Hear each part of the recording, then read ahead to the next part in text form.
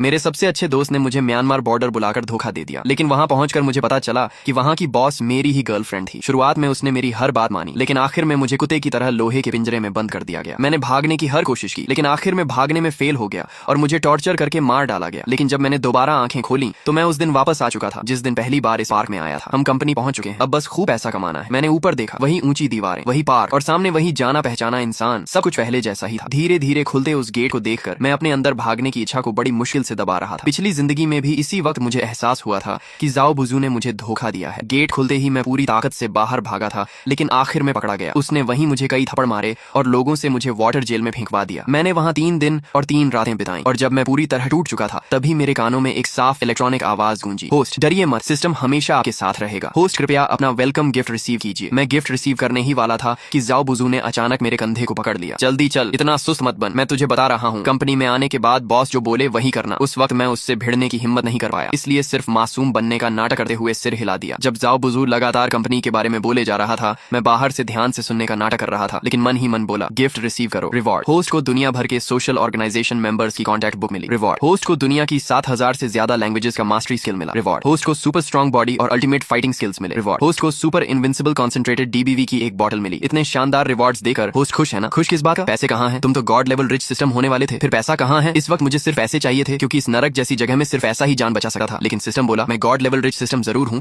लेकिन बेवकूफ नहीं। पैसे आपको खुद कमाने होंगे, लेकिन चिंता मत कीजिए, जब तक मैं हूँ आप जितना चाहें उतना पैसा कमा सकते हैं। ये सुनकर मुझे थोड़ी राहत मिली। मुझे पैसा भी कमाना था और बदला भी लेना था। पिछली जिंदगी में जिन्होंने मुझे तकलीफ दी थी, मैं उन सबको ऐसी मौत दूंगा कि उनका नामो निशान मिट जाएगा। सबसे पहला नंबर जाओ बुजू का था। जल्दी ही मुझे ऑफिस में ले जाया गया। वाह, इस बार तो नया माल पकड़ लाए हो। ये हैं कस्टमर सर्विस डिपार्टमेंट के टीम लीडर जाओ देजू। ये इंसान अगर राख भी बन जाए तब भी मैं इसे पहचान लूंगा। पिछली जिंदगी में मैं इसके नीचे काम करता था, परफॉर्मेंस नहीं ला पाया तो इसने मुझे बहुत मारा था, लेकिन इस जिंदगी में मैं इसे इतनी आसानी से नहीं छोड़ूंगा। वे लड़के, तेरी नजरें तो मुझे खा जाने जैसी हैं। जाओ देजू ने हाथ बढ़ाकर मुझे पकड़ना चाहा, लेकिन रिफ्लेक्स में मैंने उसका हाथ पकड़ लिया और हल्का सा जोर लगाया। वो तुरंत चीख पड़ा, जल्दी छोड़, मेरी हड्डी टूट जाएगी। जाओ देजू ने मुझे मारने के लिए हाथ उठाया तो मैंने तुरंत उसका हाथ छोड़ दिया और डरने का नाटक करते हुए जाओ बुजू के पीछे छिप गया। तुम्हारी बॉडी इतनी कमजोर है क्या? मेरे भाई ने तो बस हल्के से हाथ पकड़ा था। तुम्हारा ये भाई आम इंसान नहीं लगा, उसकी ताकत से तो वो अकेले एक बैल उठा सकता है। ठीक है, ड्रामा बंद करो, इसका ज्वाइनिंग प्रोसेस पूरा करो और इसे एंटरटेनमेंट डिपार्टमेंट में भेज दो। एंटरटेनमेंट डिपार्टमेंट का नाम सुनते ही पिछली जिंदगी के डरावने सीन मेरी आंखों के सामने आने लगे। वो जगह असल में एक गंदा प्लेजर हॉल था जहां लोगों को पूरी तरह निचोड़ लिया जाता था और आखिर में उनका अंजाम पिग फार्म होता था। मैं एंटरटेनमेंट डिपार्टमेंट में नहीं जाऊंगा, मुझे कस्टमर सर्विस डिपार्टमेंट में जाना है। शेंगलिंग, क्या तुम पागल हो? एंटरटेनमेंट डिपार्टमेंट का सुपरवाइजर मैं हूँ। अगर तुम मेरे साथ रहोगे तो मैं तुम्हें प्रोटेक्ट कर सकता हूँ। मैं यहाँ हजारों किलोमीटर दूर सिर्फ बड़ा पैसा कमाने आया हूँ। सुना है कस्टमर सर्विस डिपार्टमेंट सबसे ज्यादा पैसा कमाता है, इसलिए मैं वहीं जाऊंगा। जैसे ही जाओ देजू ने सुना कि मैं कस्टमर सर्विस डिपार्टमेंट में जाना चाहता हूँ,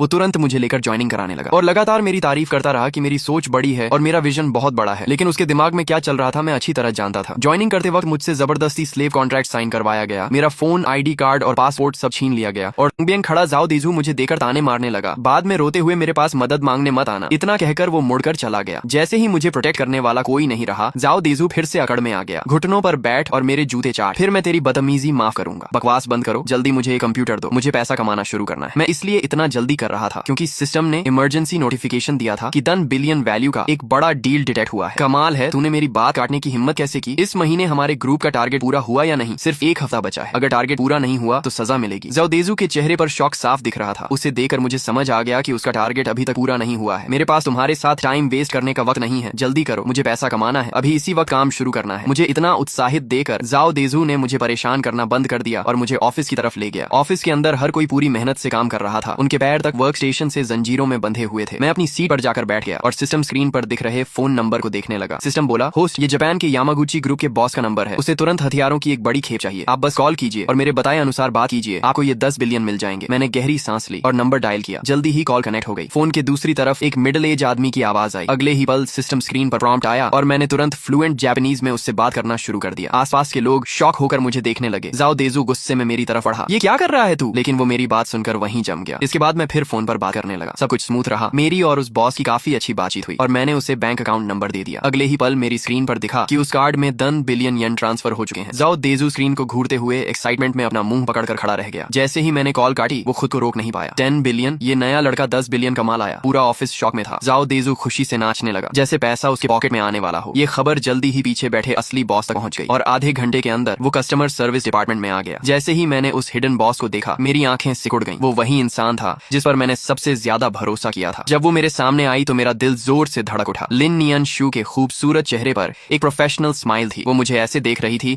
जैसे मैं कोई अजनबी हूँ। सुना है कोई नया आदमी आते ही 10 बिलियन येन का डील कर गया। जी लिन बॉस, बिल्कुल सही, यही है वो नया लड़का। नाम है शेंग लिन। पिछली जिंदगी में उसने मुझे बताया था कि उसका नाम सू शाओयू है। वो एक अनाथ लड़की है जिसका कोई सहारा नहीं। जब मैं सबसे बुरे हाल में था उसने मुझे जगह दी, काम दिया, अपनापन दिया। लेकिन अब पता चला कि उसका नाम तक नकली था। लिन नियन शुए मेरे सामने आकर ऊपर से मुझे देखने लगी। नए आदमी, तुम में टैलेंट है, अच्छे से काम करो, पार्क तुम्हारे साथ बुरा नहीं करेगा। वो मुड़कर जाने लगी। तभी मैंने अचानक कहा, लिन बॉस, मैं पहले एक लड़की को जानता था, वो बिल्कुल आपकी तरह दिखती थी। उसने अपना नाम सू शाओयू बताया था। लिन नियन शू के कदम रुक गए। हवा जैसे जम गई हो। वो धीरे धीरे मुड़ी और उसकी आंखों में एक ऐसा इमोशन था जिसे मैं समझ नहीं पाया। वो धीरे से बोली, दुनिया में एक जैसे दिखने वाले बहुत लोग होते हैं, अच्छे से काम करो और ज्यादा मत सोचो। वो चली गई, लेकिन मुझे पता था कि मेरी बात उसके दिल में एक बीज बो चुकी है। पिछली जिंदगी में उसने मुझे कुत्ते की तरह इस्तेमाल किया था, लेकिन इस जिंदगी में मैं उसे वही दर्द महसूस करवाऊंगा जब सबसे भरोसेमंद इंसान धोखा देता है। टिंग, सिस्टम नोटिफिकेशन आया। होस्ट की इमोशनल स्टेट में बदलाव डिटेक्ट हुआ है। फ्रेंडली रिमाइंडर, आपका डीडीसी अभी भी बैग में रखा है। क्या तुम्हारा सिस्टम थोड़ा परवर्ट नहीं है? Thanks for the compliment. मुझे 8 लोगों वाले डॉर्मेटरी रूम में भेज दिया गया। ऊपर नीचे वाले बेड अंधेरा और गीला कमरा, दीवारों पर फफूंदी लगी हुई थी। रूम में रहने वाले बाकी 5 लोग मुझे अजीब नजरों से देखने लगे। नया लड़का, सुना है आज तूने 10 बिलियन का डील किया? झूठ बोल रहा होगा, इसे इग्नोर करो। नए लोग हमेशा बड़ी बड़ी बातें करते हैं, कुछ दिनों बाद खुद रोएगा। मैंने कुछ नहीं कहा और अपने बेड पर चढ़ गया। जैसे ही लेटा, सिस्टम ने फिर नोटिफिकेशन दिया। वो 3 लोग, नीचे वाले 2 और सामने वाला एक, होस्ट को सलाह दी जाती है कि फोन बुक फंक्शन इस्तेमाल करके म्यांमार मिलिट्री को इस पार की शिकायत करें और मौके का फायदा उठाकर भाग जाएं। नहीं, अभी भागना उनके लिए बहुत आसान होगा। मैं पूरे पार को खत्म करूंगा और जिन्होंने मुझे दर्द दिया है उन्हें इसकी कीमत चुकानी पड़ेगी। मैंने आंखें बंद की और पिछली जिंदगी की यादें फ्लड की तरह लौट आईं। वाटर जेल में दम घुटने का दर्द, इलेक्ट्रिक शॉक की जलन और बिग फार्म में सुअरों के साथ फेंके जाने की बेइज्जती। इस जिंदगी में मैं उनसे हर दर्द का कई गुना बदला लूंगा। हेलो, क्या ये Myanmar human trafficking control office है? मैं एक पार की शिकायत करना चाहता हूँ। अगली सुबह जैसे ही मैं वर्क स्टेशन पर पहुंचा, जाओ देजू खुशामद भरी स्माइल के साथ मेरे पास आया। लिन भाई, पानी पीजिए। आज अगर कोई बड़ा डील हो तो अपने भाई को भी साथ ले लेना। जाओ टीम लीडर, कल तो आप मुझे जूते चाटने बोल रहे थे ना? मेरी जुबान खराब थी, मैं अंधा था। लाइन भाई, आप बड़े दिल वाले इंसान हैं। उसकी ये शक्ल देखकर मुझे सिर्फ घिन आ रही थी। पिछली जिंदगी में यही आदमी मुझे मारता था, गालियां देता था और बचा हुआ खाना खाने पर मजबूर करता था, लेकिन अब वही कुत्ते की तरह दुम हिला रहा था। ठीक है, मुझे कंप्यूटर दो, मुझे काम करना है। मैंने सिस्टम खोला तो नया मिशन सामने आया, नया डील आया है। कुछ लोगों को हथियारों की खेप चाहिए, वैल्यू 200 मिलियन है और मेन कॉन्टैक्ट का नाम डॉन कीहोटे है। ये नाम इतना जाना पहचाना क्यों लग रहा है? जान पहचान छोड़ो, बस कॉल करो। मैंने गहरी सांस ली और नंबर डायल किया। इस बार मैंने फ्लुएंट इंग्लिश में बात की और आसपास के लोग फिर से शॉक में पड़ गए। ये आखिर कौन सा मॉन्स्टर है?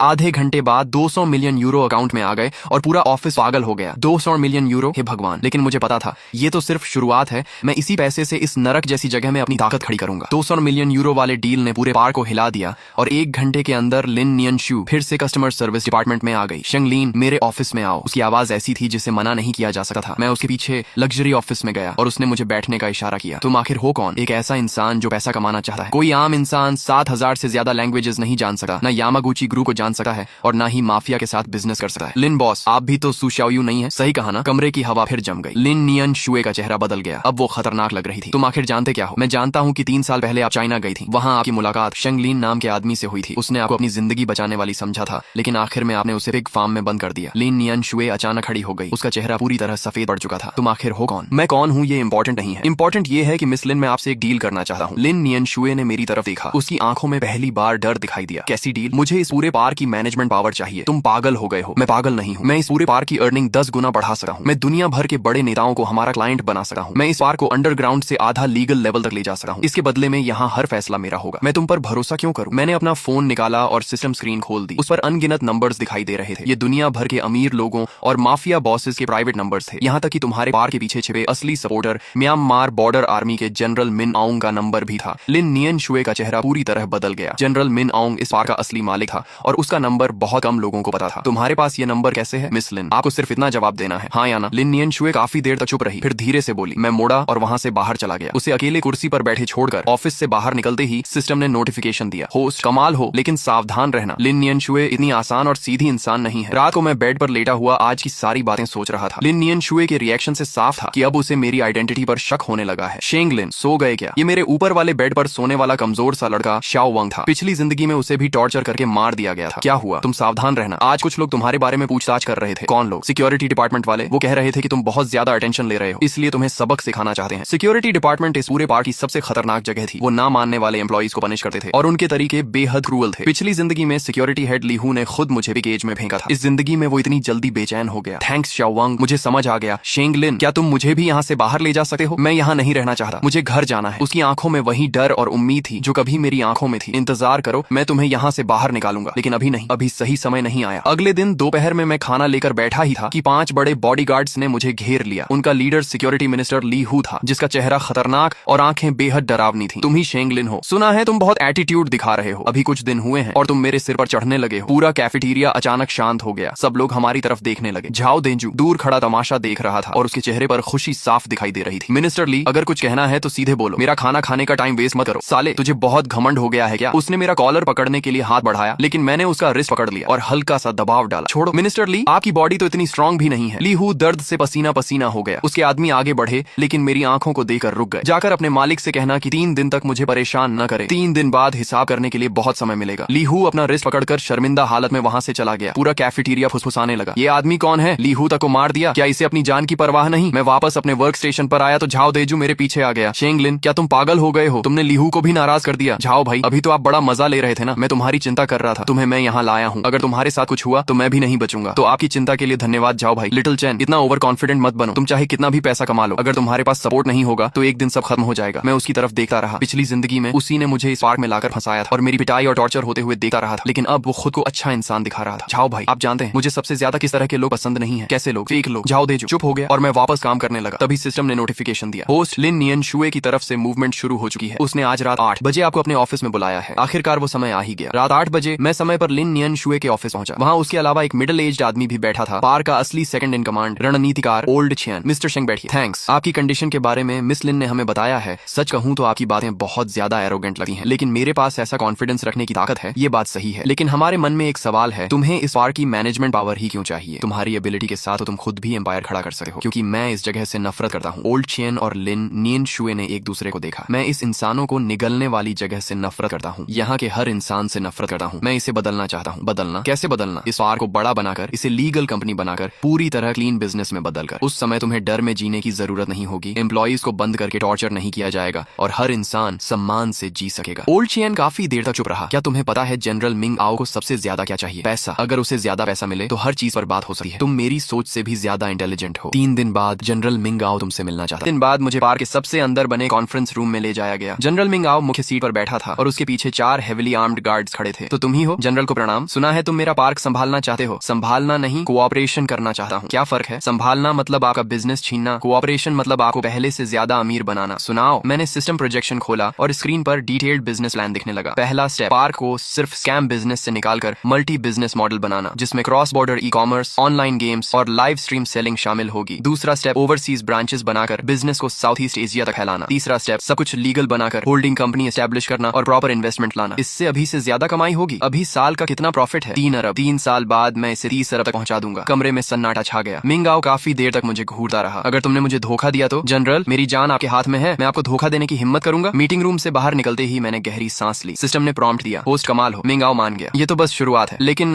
होस्ट, आपने जो प्लान्स बताए क्या वो सच है? बिल्कुल सच है। बस फर्क इतना है कि आखिर में सारा पैसा मेरी पॉकेट में जाएगा। आपकी सोच डेंजरस है। वापस डॉर्मिटोरी पहुंचा तो शियाओ वांग मेरा इंतजार कर रहा था। शेंगलिन, बहुत बुरा हो गया। झाओ बुजू को मार दिया गया। क्या हुआ? उस पर गैम्बलिंग डेट था, चुका नहीं पाया, इसलिए ली हू के लोगों ने उसे पकड़ लिया। बोल रहे हैं उसे वाटर प्रिजन में डाल देंगे। मैं कुछ पल के लिए चुप रह गया। पिछली जिंदगी में झाओ बुजू ने मुझे वाटर प्रिजन में फेंका था। इस बार उसकी बारी थी। तुम उसे बचाने नहीं जाओगे? नहीं, लेकिन इस जगह पर सॉफ्ट हार्टेड लोग ज्यादा देर नहीं जीते। ऐसा कहने के बावजूद मैं वाटर प्रिजन के बाहर पहुंच गया। मैं उसे बचाने नहीं, उसकी हालत देखने आया था। लोहे की खिड़की से मैंने देखा झाओ बुजू गंदे पानी में गर्दन तक डूबा कांप रहा था। उसके होंठ नीले पड़ चुके थे। मुझे देखते ही उसकी आंखें चमक उठी। शेंगलिन, शेंगलिन मुझे बचा लो प्लीज। झाओ बुजू, याद है पिछली जिंदगी में मैं भी ऐसे ही तुमसे मदद की भीख मांग रहा था। क्या? शेंगलिन, तुम क्या कह रहे हो? कुछ नहीं, बस ये बताने आया हूँ कि कर्मा हमेशा लौट कर आता है। मैं मुड़कर जाने लगा तो वो पागलों की तरह चिल्लाया, शेंगलिन मैं गलत था, मुझे तुम्हें यहाँ नहीं लाना चाहिए था। मेरे बूढ़े माँ बाप हैं, बच्चे हैं, मुझे एक मौका दे दो। झाओ बुझो, मैं तुम्हें एक चांस देता हूँ। बताओ मुझे यहाँ कौन लाया था? लिन मैडम, लिन नियनश्वेन। उसने कहा था तुम्हारे अंदर वो चीज है जो उसे चाहिए। मैं सीधे लिन नियनश्वे के ऑफिस में घुस गया। वो फाइल्स देख रही थी। मुझे देखकर उसकी भौहें सिकुड़ गईं। किसी ने तुम्हें नॉक करना नहीं सिखाया? लिन नियनश्वे, मेरे अंदर ऐसी कौन सी चीज है जो तुम्हें चाहिए? उसके हाथ रुक गए। तो आखिर तुम पूछ ही बैठे। शेंगलिन, अब जब बात यहाँ तक आ गई है तो मैं सच पाऊंगी। 3 साल पहले मुझे खबर मिली थी कि शेंगलिन नाम के आदमी के पास एक सीक्रेट है। ऐसा सीक्रेट जिसकी कीमत दुनिया से भी ज्यादा है। कौन सा सीक्रेट? एक सिस्टम, ऐसा सिस्टम जो इंसान को कुछ भी करने लायक बना देता है। मेरा दिल जोर से धड़कने लगा। तुम्हें इसके बारे में कैसे पता? क्योंकि 30 साल पहले भी एक आदमी के पास ऐसा सिस्टम था, उसका नाम था शेंग तियान। मैं वहीं जम गया। शेंग तियान वो मेरे दादाजी का नाम था। मेरे पिता और तुम्हारे दादाजी पार्टनर थे, दोनों मिलकर सिस्टम की मदद से बिजनेस करते थे। लेकिन बाद में तुम्हारे दादाजी ने उन्हें बिट्रे कर दिया और सिस्टम लेकर गायब हो गए। मरने से पहले मेरे पिता ने कहा था कि किसी भी कीमत पर शेंग परिवार के वारिस को ढूंढकर हमारी चीज वापस लानी है। तो तुम मेरे करीब सिर्फ सिस्टम के लिए आई थी? हाँ, लेकिन बाद में मुझे पता चला कि सिस्टम तुम्हारे पास नहीं है, इसीलिए मैंने तुम्हें बंद करवा दिया ताकि शायद टॉर्चर से सिस्टम बाहर आ जाए। लेकिन तुम मर गए। वो इतनी शांति से ये सब कह रही थी जैसे किसी मामूली बात का जिक्र कर रही हो। तुम्हें पता है मैं कितनी दर्दनाक मौत मरा था? मुझे पता है, लेकिन शेंग लिन, इस जगह पर सॉफ्ट हार्टेड लोग ज्यादा नहीं जीते। ये बात तुमने खुद कही थी। मैं अचानक हंस पड़ा। तुम सही कहती हो। इसलिए लिन नियनशुए, अब हमारा हिसाब बराबर है। अगले 1 महीने में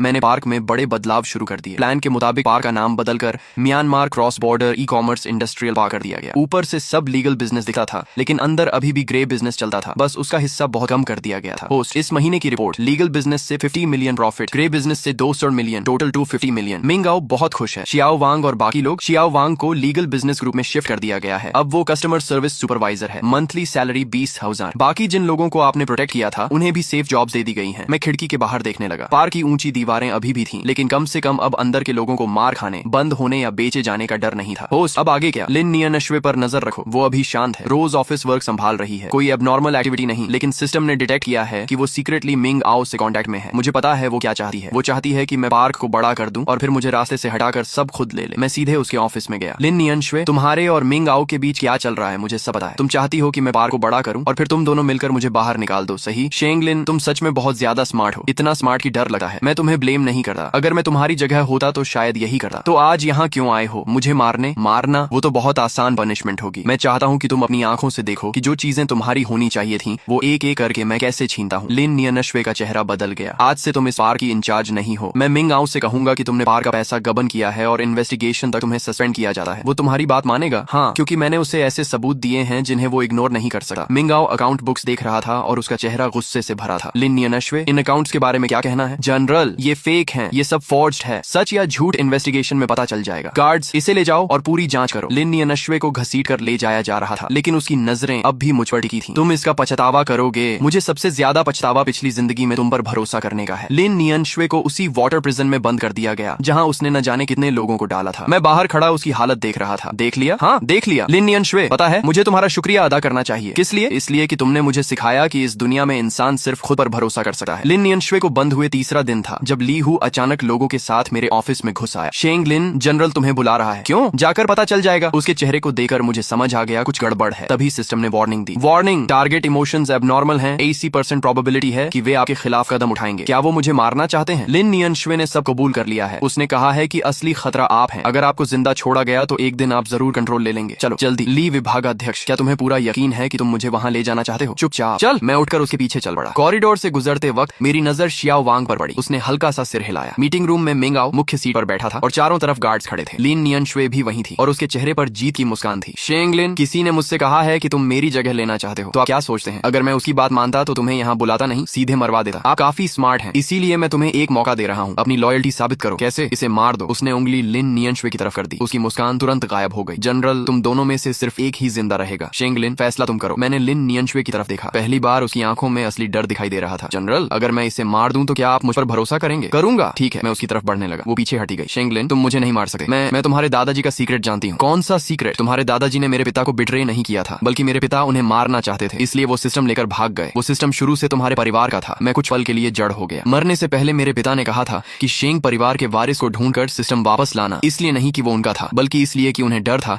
शेंग परिवार उनसे बदला लेगा। पुरानी बातें मुझे इंटरेस्टिंग नहीं लगती। जनरल, मैं इसे मार सकता हूँ, लेकिन इसके बाद आप मेरे साथ क्या करेंगे? सच कहूँ तो तुम दोनों में से किसी पर भी मुझे भरोसा नहीं। मैं हंस पड़ा। जनरल, आप सच बोलते हैं, इसलिए मैं भी साफ कह देता हूँ, मुझे भी आप पर भरोसा नहीं। जैसे ही उसकी बात खत्म हुई, बाहर अचानक अलार्म बजने लगा। एक गार्ड भागता हुआ अंदर आया। बुरा हो गया, बाहर मिलिट्री कॉन्वॉय आ गया है। मैंने खिड़की से बाहर देखा। दर्जनों मिलिट्री ट्रक्स पार्क की तरफ बढ़ रहे थे। उन गाड़ियों पर म्यांमार सेंट्रल गवर्नमेंट का झंडा लगा हुआ था। जनरल, मैंने कहा था कि 3 साल में आपको 3 बिलियन कमा कर दूंगा, लेकिन मैंने ये भी कहा था कि मैं इस पार्क से नफरत करता हूँ, इसलिए मैंने आपकी तरफ से एक फैसला कर लिया। पार्क को म्यांमार गवर्नमेंट को सौंप दिया। बदले में स्पेशल पार्डन लिया है। वे हम सबको मार देंगे। नहीं, मैंने सारी कंडीशंस तय कर ली हैं। अगर आप पार्क सौंप दें, सारे सबूत दे दें और इन्वेस्टिगेशन में कोऑपरेट करें तो आपको सिर्फ 3 साल की सजा होगी। उसके बाद विदेश जाकर सेटल हो सकते हैं तुम, क्योंकि अब आपके पास कोई और ऑप्शन नहीं है। पार्क का बड़ा गेट धीरे धीरे खुला। सेंट्रल गवर्नमेंट आर्मी अंदर घुस आई। सारे एम्प्लॉइज को मैदान में इकट्ठा किया गया। हर किसी के चेहरे पर डर था। सभी लोग ध्यान दें, हम म्यांमार गवर्नमेंट फोर्सेज हैं। इस वक्त से यह park officially finally government control में है। यहाँ मौजूद सभी एम्प्लॉइज को उनके घर वापस भेजा जाएगा। भीड़ में जोरदार शोर मच गया। शियाओ वांग भागकर मेरे पास आया और मुझे कसकर पकड़ लिया। शेंगलिन, हम बच गए, हम सच में घर जा सकते हैं। हाँ, घर जा सकते हैं। मैंने भीड़ की तरफ देखा। मुझे झाओ बुझू दिखाई दिया। उसका पूरा शरीर भीगा हुआ था, लेकिन वो बच्चे की तरह हंस रहा था। ली हूँ जमीन पर सैनिकों के नीचे दबा पड़ा था। उसका चेहरा पूरी तरह सफेद पड़ चुका था। झाओ देजू कोने में बैठा कांप रहा था। मिस्टर शेंगलिन, कोऑपरेशन के लिए धन्यवाद। अग्रीमेंट के मुताबिक अब आप जा सकते हैं। Thank you. मैं पार्क के मुख्य गेट से बाहर निकला और पीछे मुड़कर उस ऊंची दीवार को देखा। तेज धूप आंखों में चुभ रही थी, इसलिए मैंने आंखें हल्की सी खोल ली। कांग्रेचुलेशंस होस्ट, आपने फर्स्ट स्टेज मिशन कंप्लीट कर लिया है। रिवॉर्ड के तौर पर इन 100 मिलियन आपके अकाउंट में ट्रांसफर कर दिए गए हैं। System, thank you. You're welcome. System baby भी होस्ट के साथ मिलकर बहुत खुश है। लेकिन होस्ट, अब आगे क्या करने वाले हैं? घर वापस जाऊंगा। लेकिन यानश्वी की बात बार बार मेरे दिमाग में गूंज रही थी। सिस्टम शुरू से तुम्हारे परिवार का था, आखिर दादाजी के साथ क्या हुआ था? उनके पास सिस्टम कैसे आया और वो अब कहाँ है? होस्ट का नया लक्ष्य डिटेक्ट हो चुका है। सिस्टम अब होस्ट को शेंगतियन को ढूंढने में असिस्ट करेगा। New mission activated, journey to find your roots. इस मैनहवा के बस इतने ही पार्ट्स आए हैं। जैसे ही इसका नेक्स्ट पार्ट आएगा, मैं उसका भी फुल एक्सप्लेनेशन लेकर आऊंगा। ऐसी ही दमदार मैनहवा एक्सप्लेनेशन के लिए इट्स युवा चैनल को सब्सक्राइब कर लो।